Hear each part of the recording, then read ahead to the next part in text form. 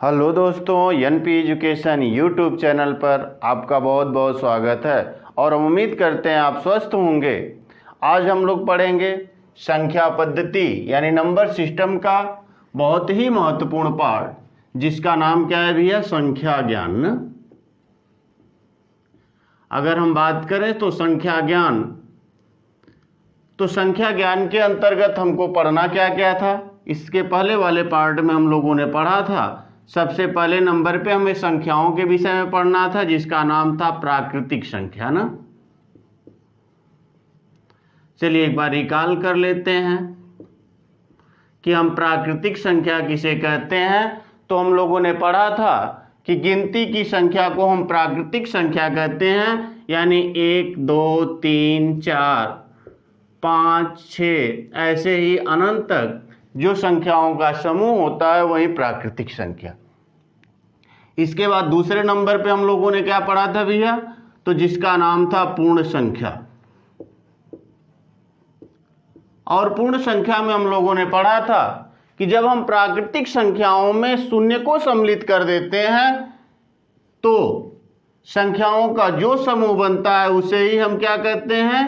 प्राकृतिक पूर्ण संख्या कहते हैं ना।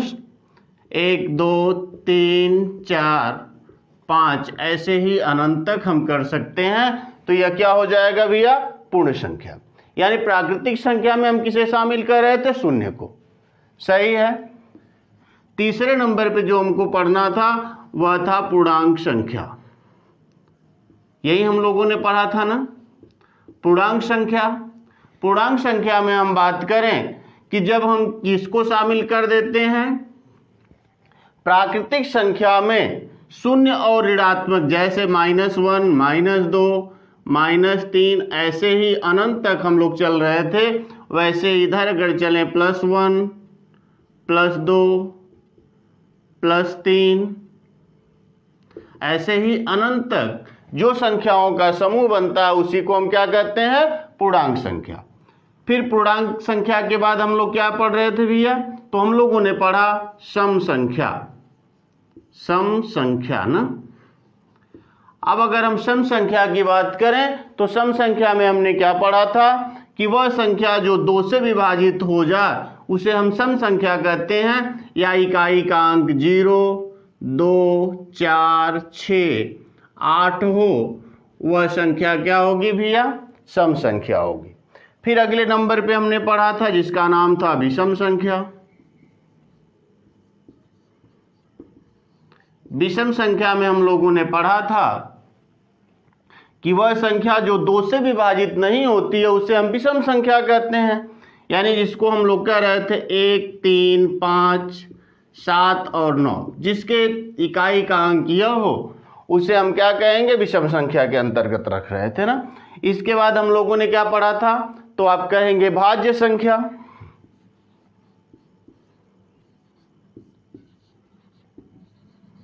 भाज्य संख्या में हम लोगों ने पढ़ा था कि प्राकृतिक संख्या वे प्राकृतिक संख्याएं जिसके कम से कम कितने गुणनखंड हों? 3 गुणनखंड हों, या कम से कम 3 संख्याओं से विभाजित हो जाए उसे हम क्या कह रहे थे? भाज्य संख्या। जैसे, या फिर हम उस परिभाषा को और कर सकते थे कि वे वह प्राकृतिक संख्याएं जो कम से कम 3 संख्याओं से विभाजित हों, या एक और स्वयं के अतिरिक्त किसी एक और संख्या से विभाजित हो जाए तो उस संख्या को हम लोग क्या कह रहे थे? भाज्य संख्या। जैसे 4 हो गया, 6 हो गया, 8 हो गया, फिर 9 हो गया, फिर 10 हो गया, ऐसे ही 12, और हम बहुत सी संख्याओं को लिख सकते हैं। यह कौन सी है भैया? भाज्य संख्या। जबकि हम देखिए इसमें पढ़े थे हम लोग ना सम और विषम। तो यह सम और विषम में हमने पढ़ा था कि यह संख्याएं ऋणात्मक और धनात्मक दोनों हो सकती हैं। केवल सम और विषम ऋणात्मक और धनात्मक होती हैं। सही है, आगे बढ़िए। तो भाज्य के बाद हम लोगों ने पढ़ा था, भाज्य का ही एक पार्ट पढ़ा था जिसका नाम क्या था? सभाज्य संख्या ना।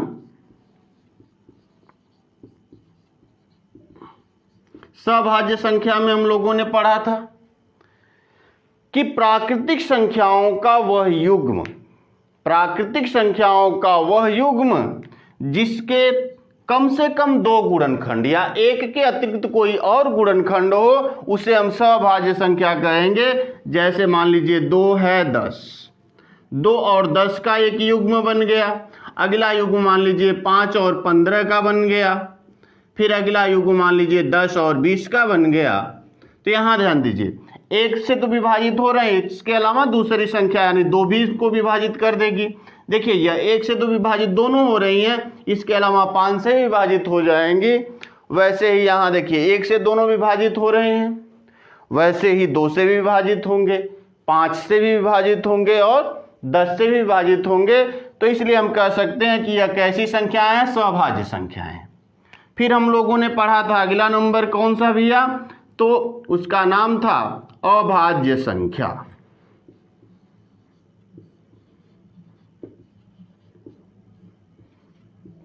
अभाज्य संख्या में हम लोगों ने क्या पढ़ा था?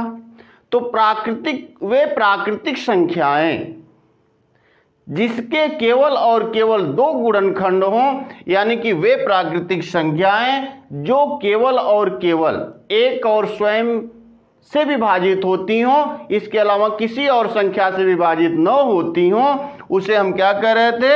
अभाज्य संख्या कह रहे थे ना। जैसे हम लोगों ने पढ़ा था 2, फिर पढ़ा था 5, 3 को पढ़ा था ना। देखिए 2 और 3, फिर 5, 7, फिर 11, फिर 13, ऐसे ही हम बहुत सी संख्याओं को लिख सकते हैं ना। इसे हम क्या कर रहे थे भैया? अभाज्य संख्या। क्योंकि यहाँ देखिए 2 भी है तो 1 और 2 से विभाजित होगा, इसके अलावा किसी से विभाजित नहीं होगा। 3 भी 1 और 3 से विभाजित होगा, इसके अलावा किसी से विभाजित नहीं होगा। 5 जो है 1 और 5 से विभाजित होगा, इसके अलावा किसी से विभाजित नहीं होगा। तो इन संख्याओं को हम क्या कहते हैं? अभाज्य संख्याएं। यानी कि हम कह सकते हैं कि वे प्राकृतिक संख्याएं जो केवल और केवल 2 संख्याएं यानी 1 और स्वयं से विभाजित होती हों, इसके अलावा किसी संख्या से विभाजित न होती हों, उसे हम क्या कहते हैं? अभाज्य संख्या कहते हैं ना। अब अभाज्य संख्याओं में हम लोगों ने पढ़ लिया था जिसका नाम क्या था भैया? तो आप कह सकते हैं सापेक्षित। सापेक्षित अभाज्य संख्या। फिर हमने क्या पढ़ा था? तो हमने पढ़ा था सअभाज्य संख्या।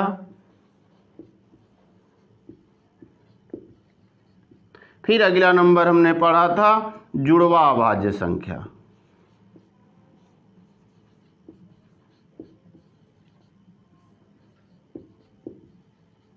इतने का अध्ययन हम लोगों ने किया था ना। अब देखिए सापेक्षित अभाज्य संख्या में हम लोगों ने क्या पढ़ा था? तो हम कह सकते हैं कि प्राकृतिक संख्याओं का वह युग्म, प्राकृतिक संख्याओं का वह युग्म जिसके केवल और केवल एक उभयनिष्ठ गुणनखंड हो, या वह युग्म जो केवल और केवल 1 से विभाजित होता हो, उसे हम क्या कहेंगे? सापेक्षित अभाज्य संख्या। जैसे समझिए अगर हमने कहा 3 है और 10, देखिए यह केवल और केवल 1 से विभाजित होंगे, इसके अलावा किसी से विभाजित नहीं होंगे। जैसे समझिए 5 और मान लीजिए हो गया आपका 13, अरे 15 और 13 हो गया, ठीक। यह भी क्या होगा? देखिए भले यह भाज्य संख्या है, यह भी भाज्य संख्या है, लेकिन क्या 1 के अतिरिक्त कोई ऐसी संख्या है जो इनको विभाजित कर रही है? तो आप कहेंगे नहीं। इसलिए यह कैसी संख्याएं होंगी? तो हम कह सकते हैं सापेक्षित अभाज्य संख्या। जैसे अगर आप ले सकते हैं, मान लीजिए कोई और संख्या ले लीजिए, 5 ले लीजिए और आप ले लीजिए 23 को ले लीजिए, यह सापेक्षित अभाज्य संख्याओं के अंतर्गत आएंगे। या फिर आप और उदाहरण भी ऐसे कर सकते हैं, मान लीजिए यहाँ 8 ले सकते हैं और 15 भी ले सकते हैं, सही है। यह कैसी होंगी भैया? सापेक्षित अभाज्य संख्याएं कहलाती हैं। हालांकि इन दोनों को एक में ही पढ़ा जाता है। आ जाइए यहाँ भी देखिए, सभाज्य संख्या। सभाज्य संख्या का मतलब अभाज्य संख्याओं का वह युग्म। देखिए यहाँ कोई भी संख्या हो सकती है, लेकिन यहाँ केवल अभाज्य संख्याएं होंगी। अभाज्य संख्याओं का वह युग्म जिसके बीच उभयनिष्ठ गुणनखंड एक का हो, एक ही हो, उसे हम सभाज्य संख्या कहते हैं। या अभाज्य संख्याओं का वह युग्म जो केवल एक से विभाजित होते हों, इसके अतिरिक्त किसी से विभाजित न होते हों, उसे हम क्या कहेंगे? सभाज्य संख्या। जैसे मान लीजिए 3 है, 7 है, या फिर मान लीजिए यहाँ 5 है और 31 है। ऐसे हम बहुत सी संख्याओं को लिख सकते हैं। यह कैसी होंगी? सभाज्य संख्या होंगी। फिर इसके बाद अगला नंबर जो हमारा था वह जुड़वा अभाज्य संख्या। देखिए जुड़वा अभाज्य संख्या तो अभाज्य संख्याओं का वह युग्म जिसके बीच का अंतर क्या हो? 2 हो, उसे हम जुड़वा अभाज्य संख्या कहते हैं। जैसे मान लीजिए आपका हो जाए 3 हो जाए और 5 हो जाए। देखिए अंतर कितने का भी? या 2 का। जैसे मान लीजिए 5 हो जाए 7 हो जाए, अंतर कितने का भी? या 2 का। जैसे मान लीजिए आपका 17 हो जाए 19 हो जाए, अंतर कितने का? तो आप कहेंगे 2 का। इसलिए यह जुड़वा अभाज्य संख्याएं कहलाती हैं ना। तो हम कह सकते हैं कि अभाज्य संख्याओं का वह युग्म जिनके बीच का अंतर क्या हो? 2 हो, उसे हम जुड़वा अभाज्य संख्या कहेंगे। और इतना हम लोगों ने इससे पहले वाले पार्ट में पढ़ लिया था। अब आगे पढ़ेंगे। चलिए कुछ आगे संख्याओं को देखते हैं जो महत्वपूर्ण है।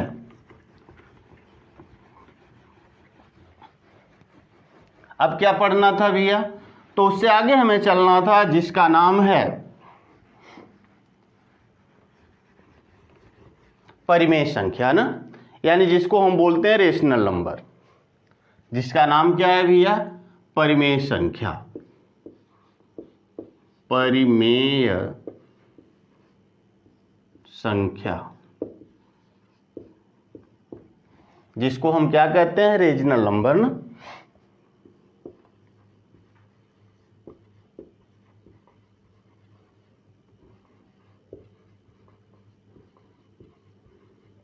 रीजनल नंबर के विषय में पढ़ना था ना। चलिए देखिए परिमेय संख्या हम किसे कहते हैं? तो हम लिख सकते हैं कि वह संख्या जिसे हम P/Q के रूप में लिख सकते हैं उसे हम परिमेय संख्या कहते हैं। लेकिन Q जो होगा वह 0 के बराबर नहीं हो सकता। यानी कि हम लिख सकते हैं, ध्यान दीजिए, वह संख्या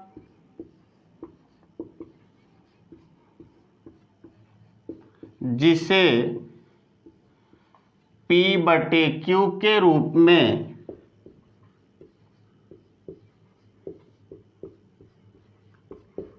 लिखा जा सके,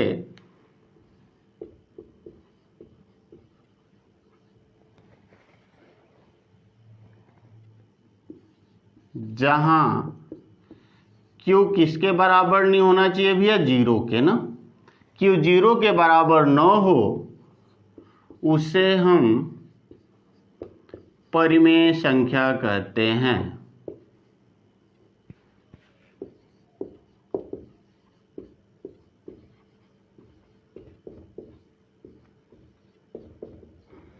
यानी कि वह संख्या जिसे P/Q के रूप में, यानी कि हम कहें P/Q का मतलब क्या भैया? अंश।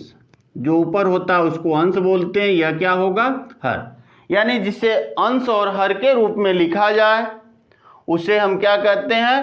परिमेय संख्या कहते हैं। लेकिन Q जो है वह 0 के बराबर नहीं होना चाहिए। यानी इसका मान जो है किसके बराबर नहीं होना चाहिए? तो 0 के बराबर नहीं होना चाहिए इस Q का मान। सही, उसे हम परिमेय संख्या कहेंगे। जैसे हम एग्जाम्पल ले सकते हैं, जैसे हम 1/2 लिखते हैं, 3/5 लिखते हैं, मान लीजिए 7/11 लिख दिया हमने। यह कौन सी संख्याएं हैं भैया? तो आप कह सकते हैं यह परिमेय संख्या है, क्योंकि जिसे हम P/Q के रूप में लिख सकते हैं वह परिमेय संख्या है। सभी पूर्णांक संख्याएं, सभी पूर्णांक संख्याएं क्या होती हैं? परिमेय संख्या होती हैं। जितनी भी पूर्णांक संख्याएं हैं सभी परिमेय संख्या होती हैं। अब अगला नंबर क्या है भैया? तो अपरिमेय संख्या। चलिए अगले नंबर को देखते हैं जिसका नाम है अपरिमेय संख्या। अब अगला नंबर आया जिसका नाम है अपरिमेय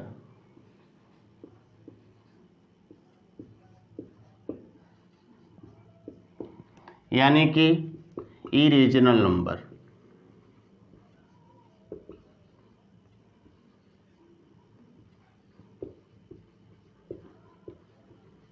इरेशनल नंबर हम किसे कहते हैं? तो देखिए इरेशनल नंबर की हम बात करें तो हम कह सकते हैं कि वह संख्या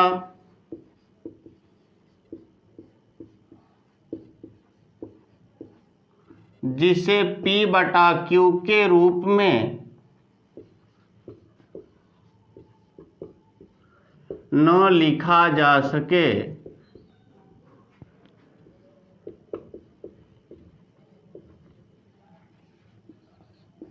उसे हम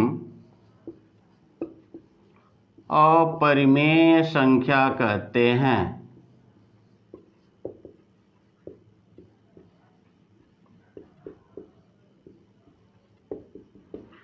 यानी कि वह संख्या जिसे P/Q के रूप में लिखा न जा सके, के रूप में न लिखा जा सके उसे हम अपरिमेय संख्या कहते हैं। यानी कि देखिए सबसे महत्वपूर्ण इसका जो एग्जाम्पल होता है भैया वह क्या है? पाई। पाई एक अपरिमेय संख्या है।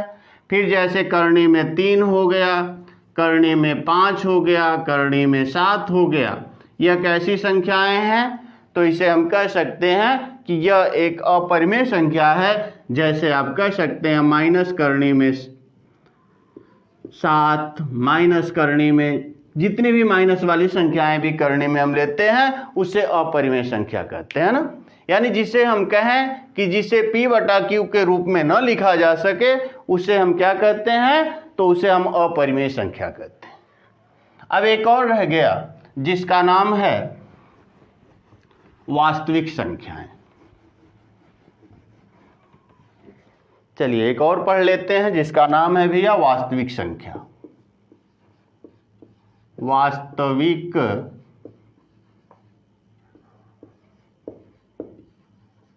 संख्या जिसको हम बोलते हैं रियल नंबर।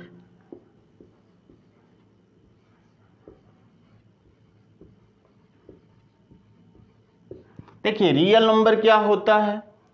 तो हम कह सकते हैं कि परिमेय और अपरिमेय संख्याओं का सम्मिलित रूप ही वास्तविक संख्या कहलाती है। यानी कि हम कह सकते हैं कि परिमेय तथा अपरिमेय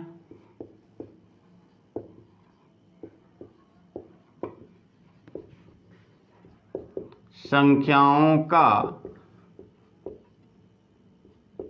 सम्मिलित रूप वास्तविक संख्या कहलाती है।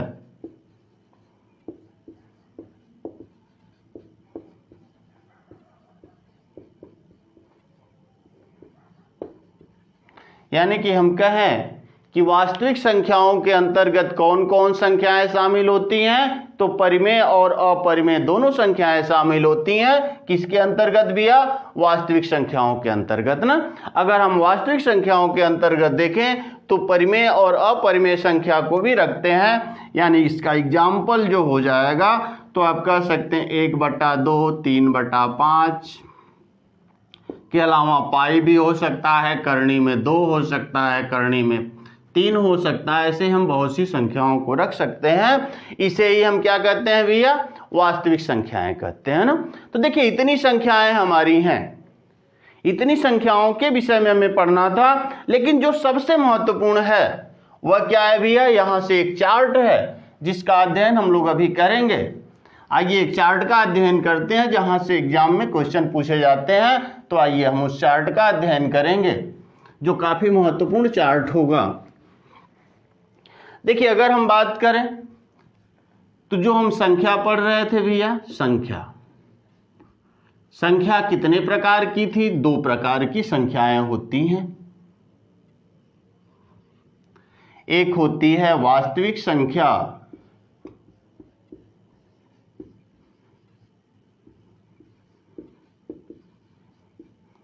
और एक होती है काल्पनिक संख्या।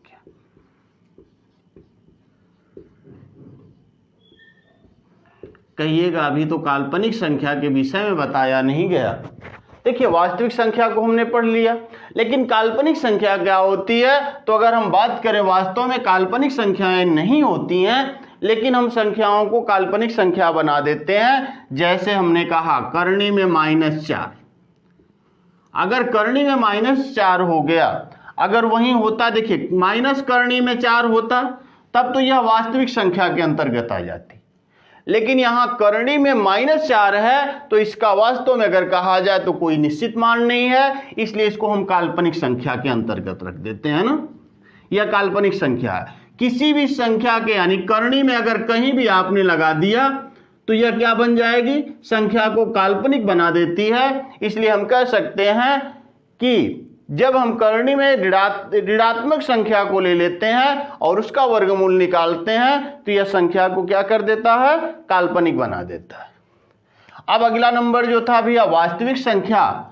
अगर हम वास्तविक संख्या की बात करें तो 2 प्रकार की होती हैं। कौन कौन? तो वास्तविक संख्या के अंतर्गत जो हम पढ़ रहे थे, अब देखिए एक हम पढ़ेंगे परिमेय संख्या,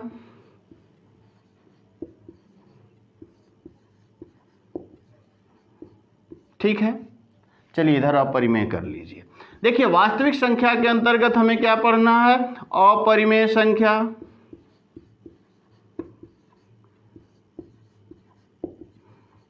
और कौन सा भैया? तो परिमेय संख्या।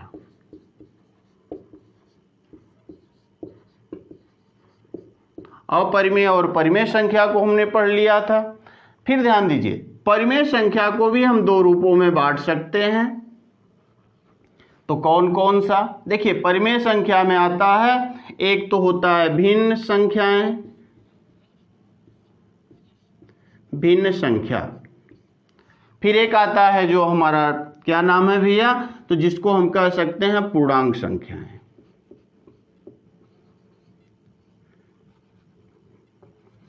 कौन सी? पूर्णांक संख्या, पूर्णांक संख्या। अब देखिए पूर्णांक संख्याओं के अंतर्गत कौन कौन सी संख्याएं आ जाती हैं? तो हम पूर्णांक संख्या के अंतर्गत पढ़ते हैं जिसका नाम है पूर्ण संख्या,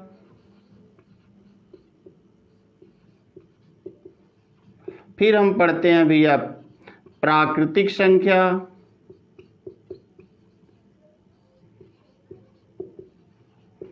फिर हम पढ़ते हैं भाज्य संख्या, फिर हम पढ़ते हैं अभाज्य संख्या।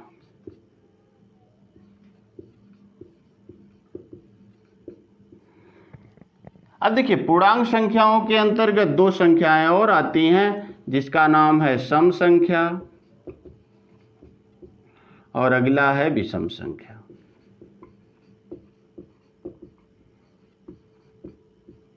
देखिए यह चार्ट बहुत ही महत्वपूर्ण है, क्योंकि यहां पे ध्यान दीजिएगा। अब देखिए हमेशा आपसे क्वेश्चन पूछता है, कैसे? कहता है कि सभी वास्तविक संख्याएं अपरिमेय संख्या होती हैं। तो हमेशा एक ध्यान दीजिएगा, अगर प्रश्न क्या पूछेगा भैया कि सभी वास्तविक संख्याएं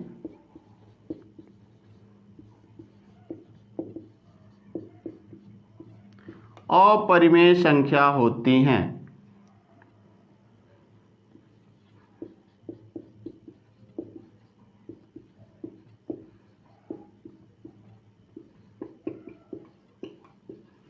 अब ध्यान दीजिए सभी वास्तविक संख्याएं अपरिमेय संख्या होती हैं।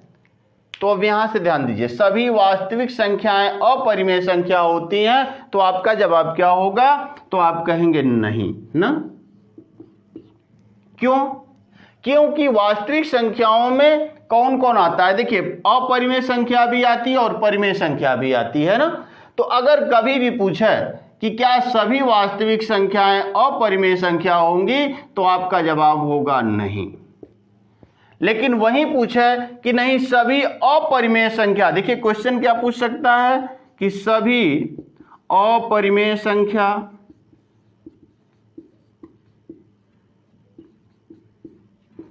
क्या होती हैं? वास्तविक संख्या होती हैं।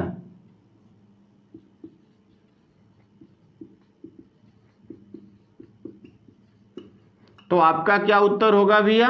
हाँ, क्योंकि देखिए सभी अपरिमेय संख्याएं वास्तविक संख्या होती हैं, यानी कि हम कहें कि जब भी हम ऊपर से नीचे की तरफ आएंगे इस चार्ट में तो हमेशा उत्तर नहीं होगा, लेकिन नीचे से ऊपर जाएंगे तो हमेशा उत्तर क्या होगा भैया?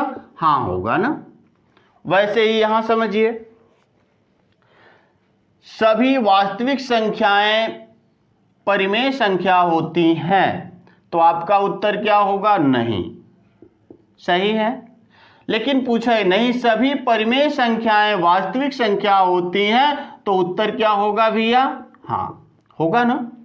देखिए क्योंकि जब भी नीचे से ऊपर की तरफ पूछेगा, अगर इस चार्ट के आधार पे प्रश्न पूछे जाते हैं, अगर कभी भी नीचे से ऊपर पूछेगा तो हमेशा ध्यान दीजिए उत्तर हाँ होगा, लेकिन ऊपर से नीचे जब चलना होगा तो नहीं होगा। कहीं भी किसी संख्या को लेके हम कर सकते हैं। देखिए जैसे यहां आ जाइए, अब यहां सभी भिन्न संख्याएं क्या होती हैं? परिमेय संख्या होती है। अगर हम कहां से चल रहे हैं भैया? नीचे से ऊपर चल रहे हैं, तो हमेशा उत्तर क्या होगा? हाँ। लेकिन वहीं पूछ दे कि नहीं सभी परिमेय संख्याएं जो होती हैं वह भिन्न संख्या होती हैं, सही है, तो उत्तर क्या हो जाएगा? नहीं। क्योंकि परिमेय संख्याओं के अंतर्गत भिन्न संख्याएं भी आती हैं और पूर्णांक संख्याएं भी आती हैं। यानी भिन्न संख्या का मतलब जैसे 1/2, 3/5, यह पूर्णांक नहीं है, क्योंकि इसमें दशमलव अगर काटेंगे तो दशमलव के बाद कुछ अंक मिलेगा, इसलिए यह पूर्णांक संख्याएं नहीं है, तो इसको हम भिन्न के अंतर्गत रख लेते हैं ना। पूर्णांक में जैसे 1, 2, 3, 4 ये सब पूर्णांक है। अब ध्यान दीजिए, अगर यही पूछेगा कि सभी परिमेय संख्याएं पूर्णांक संख्या होती हैं, तो आपका उत्तर क्या होगा? नहीं। लेकिन वहीं पूछा है कि नहीं सभी पूर्णांक संख्याएं परिमेय संख्या होती हैं, तो उत्तर होगा हाँ। देखिए हर एक में वही कहानी, सभी पूर्ण संख्याएं पूर्णांक संख्या होती हैं, तो हमेशा उत्तर हाँ। लेकिन सभी पूर्णांक संख्याएं पूर्ण संख्या होती हैं, तो उत्तर होगा नहीं। सही। फिर देखिए सभी पूर्णांक संख्याएं प्राकृतिक संख्या होती हैं, तो उत्तर होगा नहीं। लेकिन सभी प्राकृतिक संख्याएं पूर्णांक संख्या होती हैं, तो उत्तर होगा हाँ। सभी भाज्य संख्याएं पूर्णांक संख्या होती हैं, उत्तर होगा सही। लेकिन सभी पूर्णांक संख्याएं भाज्य संख्या होती हैं, तो उत्तर होगा नहीं। फिर सभी अभाज्य संख्याएं पूर्णांक संख्या होती हैं, तो आपका उत्तर होगा सही। लेकिन सभी पूर्णांक संख्याएं अभाज्य संख्या होती हैं, तो उत्तर होगा नहीं। क्योंकि जब भी आपको ऊपर से नीचे की तरफ पूछेगा तो हमेशा उत्तर नहीं में दिया जा सकता है, और जैसे ही नीचे से ऊपर पूछेगा हमेशा उत्तर क्या होगा? नहीं में दिया जा सकता है। जैसे यहां भी समझिए, सभी प्राकृतिक संख्याएं पूर्ण संख्या होती हैं, ये कन्फर्म है। लेकिन सभी पूर्ण संख्याएं प्राकृतिक संख्या नहीं होती, क्योंकि उसमें एक शून्य भी शामिल हो जाता है। अब ध्यान दीजिए, सभी भाज्य संख्याएं प्राकृतिक संख्या होती हैं, बात तो सही है। सभी भाज्य संख्याएं प्राकृतिक संख्या होती हैं, लेकिन सभी प्राकृतिक संख्याएं भाज्य संख्या नहीं होती हैं। यहां ध्यान दीजिए, सभी अभाज्य संख्याएं प्राकृतिक संख्या होती हैं, बात तो सही है। लेकिन सभी प्राकृतिक संख्याएं अभाज्य संख्या होती हैं, यह गलत है। अब यहां देखिए अलग लिखा गया सम असंख्या और विषम संख्या को, क्योंकि सम और विषम ऋणात्मक और धनात्मक दोनों होते हैं। तो वैसे यहां भी समझिए, सभी सम संख्याएं पूर्णांक संख्या होते हैं, तो आपका उत्तर क्या होगा भैया? हाँ सही। लेकिन सभी पूर्णांक संख्याएं सम संख्या होती हैं, तो उत्तर होगा नहीं। सही। यहां भी समझिए, सभी विषम संख्याएं पूर्णांक संख्या होती हैं, उत्तर होगा हाँ। देखिए जब भी तीर इधर से इधर गए या सभी पूर्णांक संख्याएं विषम संख्या होती हैं तो उत्तर क्या हो जाएगा, नहीं। यानी जब भी इस चार्ट में हम कहें कि हम ऊपर से नीचे की तरफ चलते हैं तो हमेशा उत्तर नहीं होता है, लेकिन जैसे ही हम नीचे से ऊपर की तरफ चलते हैं हमेशा उत्तर क्या होगा, सही होता है। वैसे ही यहां भी कर सकते हैं, सभी वास्तविक संख्या के अंतर्गत आते हैं तो हाँ, लेकिन सभी संख्या वास्तविक संख्याएं ही होती हैं अगर कहा जाए तो उत्तर क्या हो जाएगा भैया, नहीं। क्योंकि यहां भी समझिए सभी काल्पनिक संख्याएं संख्या के अंतर्गत आते हैं हाँ, लेकिन सभी संख्याएं काल्पनिक संख्या होती हैं तो उत्तर होगा नहीं। यानी कि हम कहें कि जितने भी चार्ट हमने बनाया है उस चार्ट में अगर हम बात करें तो पूरी संख्याओं को हम यहां लिख सकते हैं, और यहां से जब भी ऊपर से नीचे की तरफ पूछेगा इस चार्ट में तो हमेशा ध्यान दीजिएगा कि नहीं उत्तर होगा। जब भी नीचे से ऊपर की तरफ पूछेगा तो हमेशा उत्तर हाँ में होगा। और यहां से क्वेश्चन पूछा जाता है हमारे परीक्षा में। देखिए यहां से जो क्वेश्चन पूछ लिया जाता है कि क्या सभी संख्याएं वास्तविक संख्या होती हैं, तो अब जब भी ऊपर से नीचे की तरफ चलिएगा तो नहीं में उत्तर, लेकिन सभी वास्तविक संख्याएं संख्या के अंतर्गत आती हैं जिसको हम सम्मिश्र संख्या भी कहते हैं, इसका नाम है सम्मिश्र संख्या भी कहते हैं। तो सम्मिश्र संख्या की हम बात करें तो सभी वास्तविक संख्याएं सम्मिश्र संख्या होती हैं तो उत्तर होगा हाँ। या फिर पूछे सभी अपरिमेय संख्याएं वास्तविक संख्या होती हैं तो आपका उत्तर होगा हाँ, लेकिन सभी वास्तविक संख्याएं अपरिमेय संख्या होती हैं तो आपका उत्तर होगा नहीं। यानी जब भी नीचे से ऊपर की तरफ चलना है उत्तर हाँ, जब भी ऊपर से नीचे की तरफ पूछा जाएगा हमेशा उत्तर नहीं में पूछा जाएगा ना, हमेशा उत्तर नहीं दिया जाएगा। तो देखिए यही चीज है, और यहां से क्वेश्चन एग्जामों में पूछे जाते हैं, एक आध क्वेश्चन यहां से बना दिए जाते हैं क्योंकि यह नंबर सिस्टम का बहुत ही महत्वपूर्ण पार्ट है। तो देखिए यहां से क्वेश्चन बनने के चांस बहुत ज़्यादा होते हैं। तो आज के लिए इतना ही, क्योंकि अब तक हम लोगों ने संख्याओं का अध्ययन कर लिया। अब इन संख्याओं का प्रयोग कहाँ कहाँ होता है, कैसे प्रश्न पूछे जाते हैं, अगले पार्ट में हम उन प्रश्नों को लेके आएंगे। तब तक के लिए धन्यवाद।